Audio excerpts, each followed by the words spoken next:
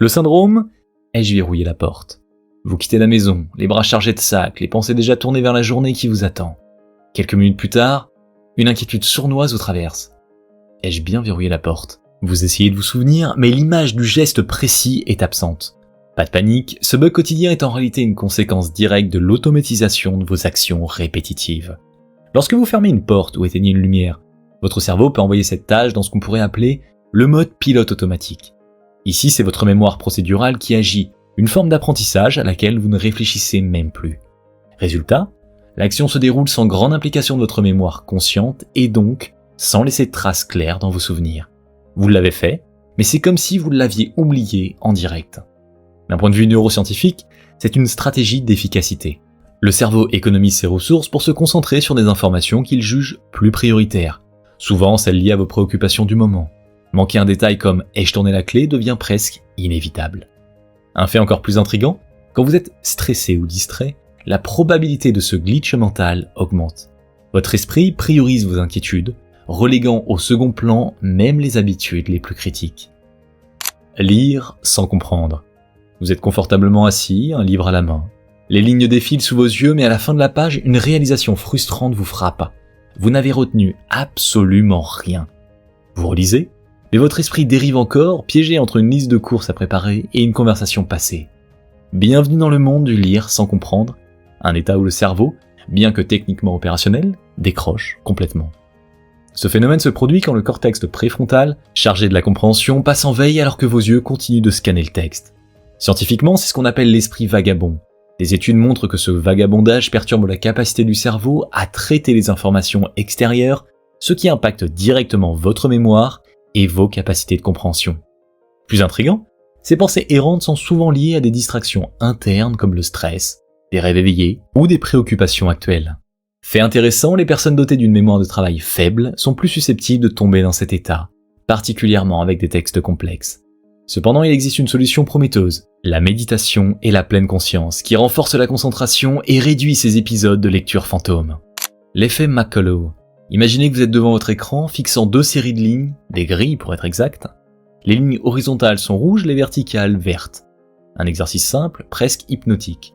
Quelques minutes plus tard, on vous montre une grille en noir et blanc. Pourtant, à vos yeux, elle n'est pas si monochrome. Les lignes horizontales semblent vaguement verdâtres, tandis que les verticales se teintent de rose. Comment une image colorée disparue depuis longtemps de votre vue peut-elle continuer à influencer ce que vous voyez ? C'est ce qu'on appelle l'effet McCullough, une illusion visuelle qui perturbe vos perceptions de manière durable. Ce phénomène se produit parce que votre cerveau, tendre et espiègle qu'il est, associe fortement les propriétés visuelles comme la forme et la couleur. Lorsque vous regardez une grille rouge pendant suffisamment longtemps, votre système visuel se conditionne. Il apprend que ces lignes sont faites de rouge.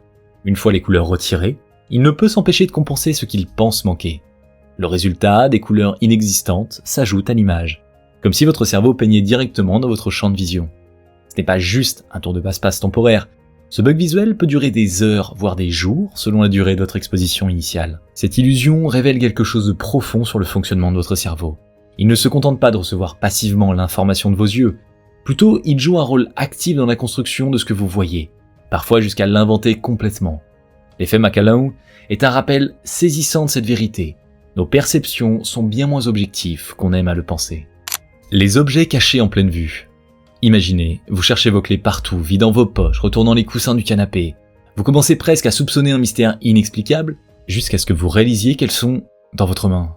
Ce n'est pas seulement de l'étourderie, mais un défaut fascinant de notre perception dû à l'attention sélective. Ce que fait votre cerveau ici, c'est filtrer. Il décide ce qui est important sur le moment et relègue le reste en arrière-plan, comme les clés, bien qu'elles soient en évidence. Ce dysfonctionnement est contrôlé par le cortex pariétal, une zone cruciale pour gérer les priorités de votre attention. En gros, votre cerveau est bombardé d'informations visuelles. Les couleurs, les formes, les lieux. Pour économiser de l'énergie, il crée un tri rapide. Si les clés ne correspondent pas à ce que vous pensez chercher, comme une sensation spécifique sur une table ou un bruit particulier, elles deviennent presque invisibles pour vous. Les magiciens exploitent cette faiblesse dans leur spectacle.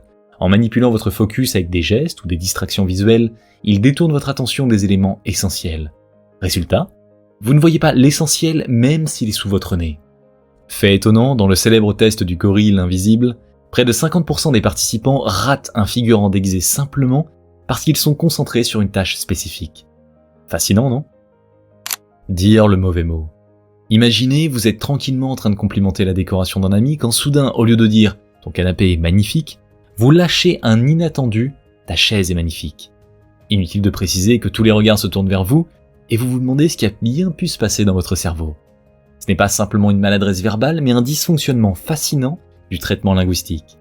Ce phénomène, souvent appelé malapropisme, survient lorsque la sélection d'un mot est perturbée par des interférences dans le cortex préfrontal, la zone où les mots sont organisés. Votre cerveau, dans une tentative d'aller vite, sélectionne un mot proche du bon, en partie parce qu'il partage des similarités sonores ou contextuelles. L'objectif ? Maintenir le flux de la conversation, même si cela implique une erreur. Cela devient encore plus fréquent sous stress ou fatigue quand les connexions neuronales sont ralenties. En période de surcharge cognitive, votre cerveau préfère expédier rapidement une réponse quitte à choisir un mot inapproprié. Et plus votre épuisement augmente, plus ces glitches verbaux deviennent courants. Entendre les mots de travers. Imaginez ceci, quelqu'un vous propose calmement une pâte de fruits. Et pourtant, tout ce que vos oreilles semblent capter est un étrange « pas de fruits ». Pendant une seconde, vous restez perplexe, cherchant désespérément à comprendre pourquoi cette personne refuse soudain tout fruit autour d'elle. Félicitations, vous venez de faire l'expérience du phénomène fascinant d'entendre les mots de travers. Un bug cérébral subtil qui peut transformer une conversation banale en un vrai casse-tête. Cette confusion découle souvent de votre cerveau qui tente de combler les lacunes lorsque les sons perçus sont ambigus ou peu clairs. Le cortex auditif se charge de traiter les sons bruts, mais c'est la mémoire et le contexte qui entrent en jeu pour les interpréter. Si l'environnement est brillant ou si vous êtes distrait, le cerveau, toujours pratique, s'appuie sur ce qu'il s'attend à entendre. Parfois, il fait un choix, disons, un peu trop créatif. Un bon exemple, les paroles de chansons mal interprétées. Un phénomène si courant qu'il porte même un nom, les Mongrins. Jimi Hendrix, par exemple, parlait bien de Kiss the Sky et non Kiss this guy. Plus drôle encore, ce type de confusion touche toutes les langues. En néerlandais, un segment célèbre s'appelle Mama appelle sap, inspiré de fausses paroles de Michael Jackson. L'illusion de complétion de scène. Vous êtes assis devant une fenêtre, admirant un paysage partiellement obstrué par le cadre. Vous ne voyez qu'une partie des arbres, peut-être un morceau de ciel, mais dans votre esprit, le décor est complet. Vous imaginez instinctivement ce qui se trouve derrière la section cachée, sans y penser consciemment. Pourtant, ce n'est pas vraiment votre vue qui travaille, c'est votre cerveau, reconstituant une scène à partir de fragments. Il ne se contente pas d'observer, il invente.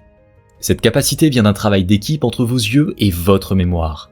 D'abord, votre cerveau capte les formes simples, comme les lignes et les contours. Ensuite, il assemble ces morceaux pour former une image plus claire. Enfin, il utilise des règles naturelles comme la continuité ou la ressemblance pour deviner ce qui est caché et compléter ce que vous voyez. Cela va plus loin avec les lois de la Gestalt. Ce principe comme la fermeture et la continuité. Par exemple, si un cercle est à moitié caché, votre cerveau remplit instinctivement les contours manquants.